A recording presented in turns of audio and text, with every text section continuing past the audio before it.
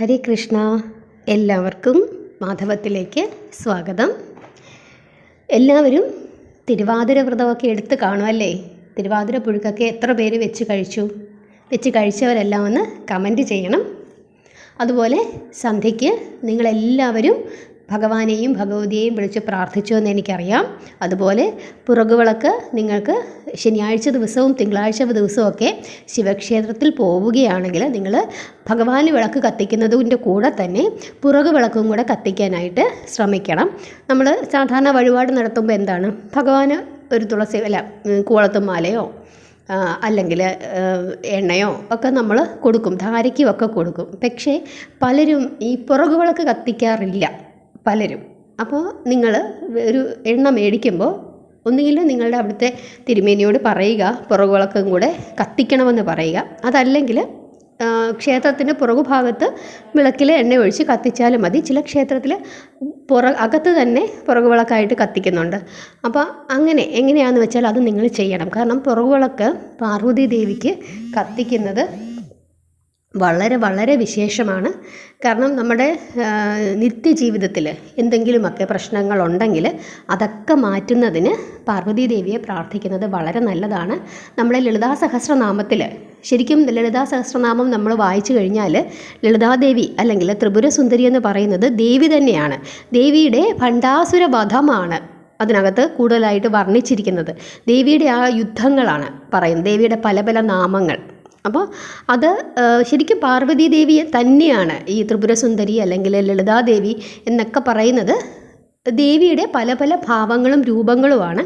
അപ്പം ഭഗവാന്റെ ക്ഷേത്രത്തിൽ പോകുന്ന എല്ലാവരും ദേവിയെയും കൂടെ പ്രത്യേകം ഓർക്കണം. അതുപോലെ സൗന്ദര്യലഹരിയിലെ ആദ്യത്തെ ശ്ലോകം ഞാൻ പറഞ്ഞു അല്ലേ, ശിവശക്തിയാ യുക്തോ യതി ഭവതി ശക്ത പ്രഭവിതും എന്ന് പറഞ്ഞ ആ ശ്ലോകം, അത് കഴിഞ്ഞ വീഡിയോയിൽ ഞാൻ ആ ഡിസ്ക്രിപ്ഷൻ ബോക്സിൽ കൊടുത്തിട്ടുണ്ട്.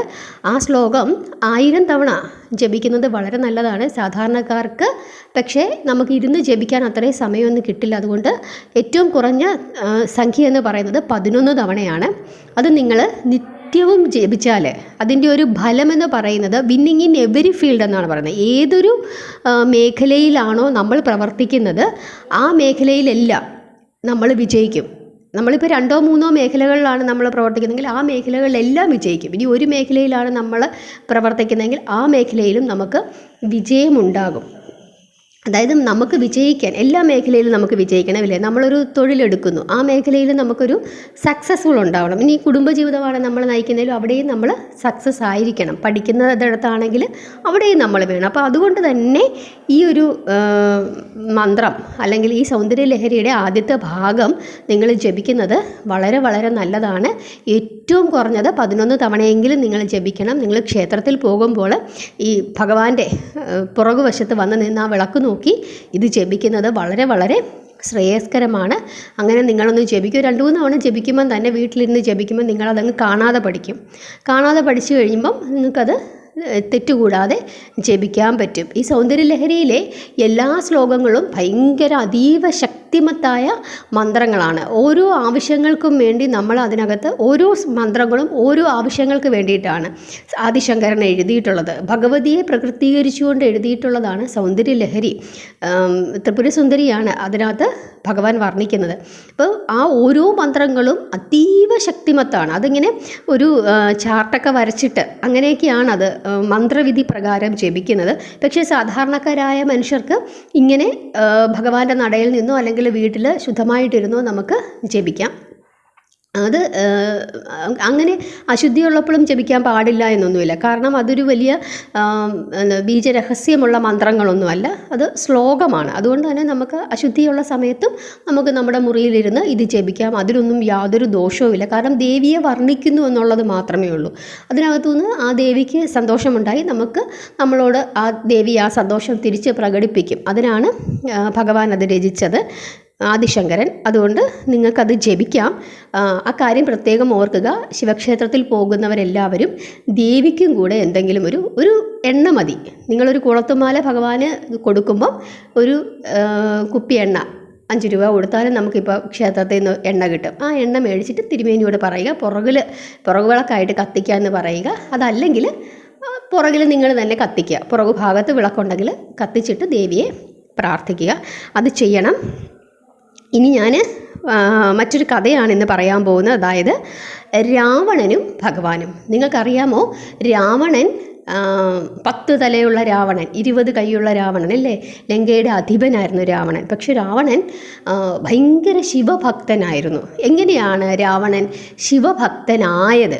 പലർക്കും അറിയാം രാവണൻ ശിവഭക്തനാണെന്ന്. പക്ഷെ എങ്ങനെ ഭക്തനായി എന്നുള്ളതാണ് ഞാനിന്ന് പറയുന്നത്. അതായത് രാവണൻ അറിയാം, നമുക്കറിയാലോ, പുഷ്പക വിമാനമുണ്ട്.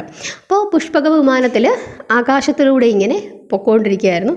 ആ സമയത്ത് കൈലാസം മറികടക്കാനായിട്ട് രാവണൻ ശ്രമിക്കുന്നു. അപ്പോഴേക്കും ഇതാരാണ് കാണുന്നത്? ഭൂതഗണത്തിലെ ഏറ്റവും പ്രധാനിയായ നന്ദി ഭഗവാനാണ് ഇത് കാണുന്നത്. അങ്ങനെ നന്ദി ഭഗവാനുമായിട്ട് രാവണൻ യുദ്ധമാകുന്നു. നന്ദി ഭഗവാൻ പറഞ്ഞ് ഇങ്ങനെ പോകാൻ പറ്റില്ല, അത് പറഞ്ഞ് ഇവർ യുദ്ധമാകുന്നു. അങ്ങനെ ഭയങ്കരമായ യുദ്ധത്തിൽ നന്ദി ഭഗവാനെ ആര് പരാജയപ്പെടുത്തുന്നു? രാവണൻ അങ്ങ് പരാജയപ്പെടുത്തിയിട്ട് നന്ദി ഭഗവാൻ തോക്കുകയാണ്. അപ്പോൾ നന്ദി ഭഗവാൻ അങ്ങ് തോറ്റത് കണ്ടപ്പോഴേക്കും രാവണൻ എന്ത് സംഭവിക്കുകയാണെന്നറിയാമോ? ഭയങ്കരമായ അഹങ്കാരം അങ്ങ് ഉണ്ടായി. അങ്ങനെ അഹങ്കാരമൊക്കെ വന്നപ്പോഴത്തേക്കും രാവണൻ വിചാരിക്കുകയാണ്, എന്നാൽ പിന്നെ എന്താ, അത്രയും ശക്തിയുള്ളവനാണല്ലോ ഞാൻ, ഈ കൈലാസം എടുത്തങ്ങ് അമ്മാനമാടിക്കളയാമെന്ന് വിചാരിക്കുന്നു. അങ്ങനെ തൻ്റെ 20 കൈകൾ അല്ലേ, 10 തലയുണ്ട്, 20 കൈയുമുണ്ട് രാവണന്. ആ 20 കൈകളും കൊണ്ട് എന്ത് ചെയ്യുന്നു? രാവണൻ ഇങ്ങനെ കൈലാസത്തെ ഇങ്ങനെ പൊക്കാനായിട്ട് ശ്രമിക്കുന്നു. അപ്പോൾ ഭഗവാൻ അവിടെ ധ്യാനത്തിലിരിക്കുകയാണ്. ഭഗവാൻ ധ്യാനത്തിലിരിക്കുമ്പോൾ ഭഗവാന് മനസ്സിലാവുന്നുണ്ട് രാവണൻ ഇങ്ങനെയൊക്കെ കാണിക്കാൻ പോകുന്നു. അപ്പോൾ ഭഗവാൻ ഒരു ചെറു ചിരിയോടെ എന്ത് ചെയ്തെന്നറിയാവോ? കാലിൻ്റെ പെരുവിരലുകൊണ്ട് പതിയെ ഒന്ന് അമർത്തി, ഇത്രയും ചെയ്തോളൂ. അപ്പോഴേക്കും കൈലാസപർവ്വതം താഴേക്ക് അങ്ങിരുന്നു. ഈ രാവണൻ്റെ 20 കൈ ഇതിനകത്തായി, കൈലാസപർവ്വതത്തിൻ്റെ അടിയിലായി. അനക്കാൻ വയ്യ. ഭാരം അങ്ങ് കൈലാസപർവ്വതത്തിൻ്റെ ഭാരം 10 ഇരട്ടിയായിട്ട് വർദ്ധിച്ചു. അപ്പോഴേക്കും രാവണന് മനസ്സിലായി കുഴപ്പമായി എന്ന് മനസ്സിലായി. അങ്ങനെ ഇദ്ദേഹം ഭഗവാനോട് മാപ്പപേക്ഷിച്ചുകൊണ്ട് ഒരു സ്തോത്രം അല്ലെങ്കിൽ ഒരു ശ്ലോകം അങ്ങ് ജപിക്കുന്നു. ആ ശ്ലോകമെന്ന് പറയുന്നത് രുദ്രതാണ്ഡവത്തെ പറ്റിയിട്ടാണ്. രുദ്രതാണ്ഡവം. ഈ രുദ്രതാണ്ഡവം ഭഗവാൻ ഒരുപാട് താണ്ഡവങ്ങൾ ആടിയിട്ടുണ്ട്. അതിൽ ഏറ്റവും പ്രധാനപ്പെട്ട ഒരു താണ്ഡവമാണ് രുദ്രതാണ്ഡവം എന്ന് പറയുന്നത്. അത് എപ്പോഴാണ് ഭഗവാൻ ആടിയതെന്ന് ചോദിച്ചാൽ, സതീദേവി ദക്ഷിയാഗത്തിൽ ആത്മാഹൂതി ചെയ്തു. നിങ്ങൾക്കറിയാമോ സതീദേവി മരിച്ച എങ്ങനെയാണ്? ആ ദക്ഷിയാഗം അറിയാൻ മേലാത്തവരുണ്ടെങ്കിൽ കമൻ്റ് ഇട്ടാൽ മതി, ഞാൻ അടുത്ത ദിവസം പറഞ്ഞു തരാം. അങ്ങനെ ദക്ഷിയാഗത്തിൽ ആത്മാഹൂതി ചെയ്ത ആ വിഷമത്തിൽ ഭഗവാൻ എന്ത് ചെയ്യുന്നു? വലിയ രുദ്രതാണ്ഡവം ആടുകയാണ്. ആ രുദ്രതാണ്ഡവത്തെ സ്തുതിച്ചുകൊണ്ടുള്ള ഒരു സ്തുതിയാണ് ആര് രചിച്ചത്? ആ കൈയൊക്കെ ഈ കൈലാസത്തിൻ്റെ അടിയിൽ കിടന്ന് ഞെരിഞ്ഞ് അമർന്ന സമയത്ത് മാപ്പപേക്ഷിച്ചുകൊണ്ട് രാവണൻ ഈ രുദ്രതാണ്ഡവത്തെ സ്തുതിച്ചുകൊണ്ടുള്ള ആ സ്തോത്രം രചിക്കുകയാണ്. അങ്ങനെ ഈ സ്തോത്രം രചിച്ച് രാവണൻ ഭഗവാനോട് പ്രാർത്ഥിച്ച് അത് മുറുക്കെ പാടി. അങ്ങനെ പാടിയപ്പോഴേക്കും ഭഗവാന് വലിയ സ്നേഹം തോന്നുകയും രാവണനോട് മാപ്പൊക്കെ കൊടുത്തിട്ട് രാവണനെ അനുഗ്രഹിക്കുകയും ചെയ്യുന്നു. അതോടുകൂടിയാണ് രാവണൻ തികഞ്ഞ ശിവഭക്തനായി മാറിയത്. അങ്ങനെ ശിവഭക്തനായതുകൊണ്ടാണ്, മനസ്സിലായോ നിങ്ങൾ, സീതാദേവിയെ രാവണൻ തട്ടിക്കൊണ്ടുപോയി ലങ്കയിൽ പാർപ്പിച്ചു. അങ്ങനെ പാർപ്പിച്ചിട്ട് ലങ്കയുടെ ഐശ്വര്യത്തിന് വേണ്ടിയിട്ടാണ് പാർപ്പിച്ചതെന്നാണ് പറയുന്നത്. അതായത് രാവണൻ അറിയാം ശരിക്കും സീതാദേവി മഹാലക്ഷ്മിയുടെ പുനരവതാരമാണെന്ന്. അപ്പം തൻ്റെ രാജ്യത്തിന് ഐശ്വര്യമുണ്ടാകുന്നതിന് വേണ്ടിയിട്ടാണ് കൊണ്ടുവന്നത്. നിങ്ങൾ ഓർക്കുക, രാവണൻ ഒരു അസുരനാണ് അല്ലേ? അസുര ഗുണത്തിൽപ്പെട്ട ഒരു രാജാവാണ് രാവണൻ. സീതയെ തട്ടിക്കൊണ്ടു പോകുന്നു. പക്ഷേ ഒരിക്കലും സീതയെ ഒരു തരത്തിലുള്ള ഉപദ്രവവും രാവണൻ ചെയ്തില്ല. അവിടെ ശിംശിബാ വൃക്ഷച്ചുവട്ടിൽ ഇങ്ങനെ തടവിലാക്കി ഇരുത്തിയിരിക്കുന്നു എന്നുള്ളതല്ലാതെ സീതാദേവിയുടെ പാതിവൃത്യത്തെ നശിപ്പിക്കുന്ന ഒരു കാര്യവും രാവണൻ ചെയ്തുമില്ല. അപമര്യാദയായിട്ട് ദേവിയോട് ഒന്നും പറഞ്ഞിട്ടുമില്ല. കാരണം ദേവിക്ക് എന്നാണോ സമ്മതം അതുവരെ രാവണൻ അവിടെ കാത്തിരിക്കുകയായിരുന്നു.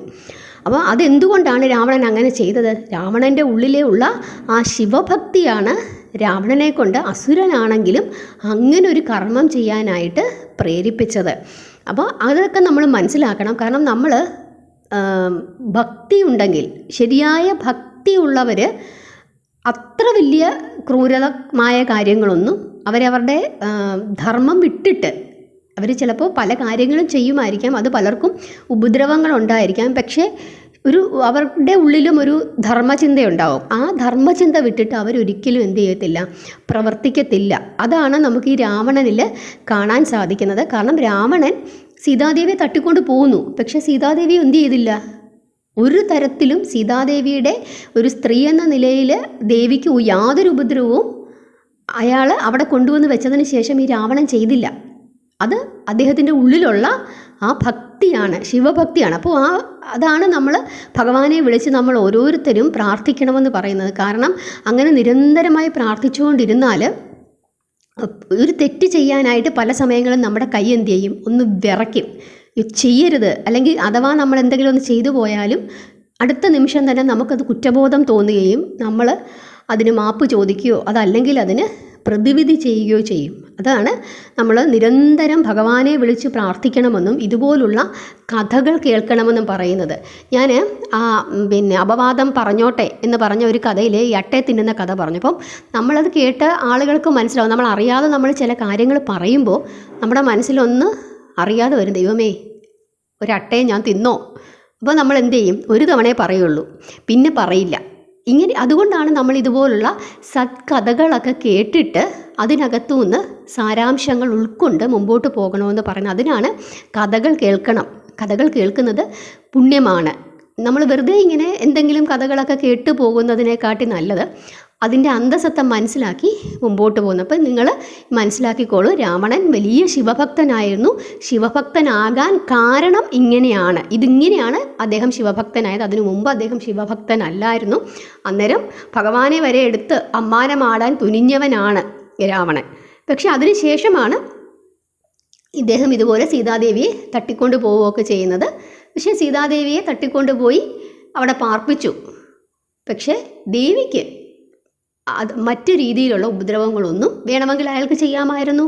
രാവണൻ്റെ രാജ്യമല്ലേ, അങ്ങനെ ഒരു ശ്രമങ്ങളൊക്കെ വേണമെങ്കിൽ സീതാദേവിയെ ഉപദ്രവിക്കാനോ മറ്റെന്തെങ്കിലും കാര്യങ്ങളൊക്കെ ചെയ്യാനോ ഒക്കെ ബലം പ്രയോഗിച്ച് വിവാഹം കഴിക്കാനോ ഒക്കെ പറ്റുമായിരുന്നു. പക്ഷെ അങ്ങനെ ഒരു പ്രശ്നങ്ങളൊന്നും സീതാദേവിയെ രാവണൻ ചെയ്തില്ല. കാരണം നമ്മളെ മഹാഭാരതത്തിൽ പാഞ്ചാലിയെ അല്ലെങ്കിൽ ദ്രൗപദിയെ ഉപദ്രവിക്കാൻ വരെ ദുശാസനനും ദുര്യോധനനും ഒക്കെ ശ്രമിച്ചതാണ്, നമ്മൾ കണ്ടതാണ് ആ കഥകൾ. അതേപോലെയുള്ള കർമ്മങ്ങളൊക്കെ വേണമെങ്കിൽ രാവണന് ചെയ്യാമായിരുന്നു. പക്ഷേ രാവണൻ അത് ചെയ്തില്ല. എന്തുകൊണ്ടാണ്? തികഞ്ഞ ശിവഭക്തനായിരുന്നു. നമ്മൾ ഓരോരുത്തരും അങ്ങനെയാവണം. നമ്മുടെ ഉള്ളിലുമൊക്കെ അസുരന്മാരുണ്ട്. ആ അസുരന്മാരെ നിഗ്രഹിക്കുന്നതിന് വേണ്ടിയിട്ട് നമ്മളും നിരന്തരം ഇതുപോലുള്ള കഥകൾ കേൾക്കുകയും നിരന്തരം ഭജിക്കുകയും വേണം. ഭജനമാണ് ഏറ്റവും വലുത്. ജപമാല ഉപയോഗിച്ച് എങ്ങനെയാണ് ജപിക്കേണ്ടത് ഞാൻ ഉടനെ തന്നെ വീഡിയോ ഇടാം. അപ്പം നിങ്ങൾ എല്ലാവരും ജപിക്കുക, പരമാവധി പ്രാർത്ഥിക്കുക, പഞ്ചാക്ഷരി മന്ത്രം നിങ്ങൾ ജപിക്കുക, ഭഗവാൻ വാസുദേവനെ വിളിച്ച് നിങ്ങൾ പ്രാർത്ഥിക്കുക, ദേവിയെ വിളിച്ച് നിങ്ങൾ പ്രാർത്ഥിക്കുക. കഴിയുന്ന സമയങ്ങളിലൊക്കെ ദുർഗാ സപ്തശ്ലോകി അതിൻ്റെ വീഡിയോ ഞാൻ ഇട്ടിട്ടുണ്ടായിരുന്നു. ആ വീഡിയോ നിങ്ങൾ ചാനലിൽ പോയി നോക്കിയിട്ട് ദുർഗാ സപ്തശ്ലോകി നിങ്ങൾ ജപിക്കുന്നത് ദേവീ മഹാത്മ്യം മുഴുവൻ പാരായണം ചെയ്യുന്നതിന് തുല്യമാണ്. ചൊവ്വാഴ്ചയും വെള്ളിയാഴ്ചയും നിങ്ങളത് ജപിക്കുന്നത് വളരെ നല്ലതാണ്. വളരെ കുറച്ചേ ഉള്ളൂ, അത്രയും ശക്തിമത്തായ കാര്യമാണ്. ഞാൻ വീണ്ടും വീണ്ടും പറയുന്നത് എല്ലാവരും അങ്ങനെ ചെയ്യൂ. കാരണം കലിയുഗത്തിൽ പ്രാർത്ഥനയും ജപവുമാണ് ഏറ്റവും പ്രധാനം. വേറൊന്നുമല്ല. നമ്മൾ എന്തൊക്കെ നേടിയാലും നമുക്കതൊക്കെ നിലനിർത്തി മുമ്പോട്ട് നമ്മുടെ തലമുറകൾ മുമ്പോട്ട് പോകണമെങ്കിൽ നമ്മൾ പ്രാർത്ഥിച്ചാൽ മാത്രമേ പറ്റൂ. കഴിയുന്ന സമയങ്ങളൊക്കെ നിങ്ങൾ പ്രാർത്ഥിക്കുക. ദുർഗാ സപ്തശ്ലോകി ഇപ്പം ലളിതാ സഹസ്രനാമം ജപിക്കുന്നവർക്കോ അല്ലെങ്കിൽ ദേവി ഭാഗവതം വായിക്കാൻ പറ്റാത്തവർക്കോ ലളിതാ സഹസ്രനാമം തന്നെ ഒരു അരമണിക്കൂർ നമ്മൾ ഇരിക്കണം, അല്ലെങ്കിൽ ഒരു 25 മിനിറ്റെങ്കിലും നമ്മളിരിക്കണം. ദുർഗാ സപ്തശ്ലോകി ഒരു 10 മിനിറ്റ് അല്ലെങ്കിൽ 5 മിനിറ്റ് ഇരുന്നാൽ നമുക്ക് പ്രാർത്ഥിച്ച് തീരാവുന്ന കാര്യമേ ഉള്ളൂ. അത് ദേവി ഭാഗവതത്തിൻ്റെ മുഴുവൻ സാരാംശമാണ്. അതുകൊണ്ടാണ് ഞാൻ പറയുന്നത് വെള്ളിയാഴ്ച ദിവസമെങ്കിലും നിങ്ങളത് ജപിക്കാനായിട്ട് ശ്രമിക്കുക, പരമാവധി പ്രാർത്ഥിക്കുക. അതുപോലെ തന്നെ ഇന്നത്തെ ദിവസം നിങ്ങൾ നമഃശിവായ മന്ത്രവും അതുപോലെ സൗന്ദര്യ ലഹരിയിലെ 1ാമത്തെ ശ്ലോകവും നിങ്ങൾ ജപിക്കുക. എല്ലാവരെയും ഭഗവാൻ അനുഗ്രഹിക്കും. പ്രാർത്ഥിക്കുന്ന എല്ലാവരെയും ഇന്നല്ലെങ്കിൽ നാളെ ഭഗവാൻ അനുഗ്രഹിച്ചിരിക്കും. 100% ഉറപ്പാണ്. ഹരികൃഷ്ണ.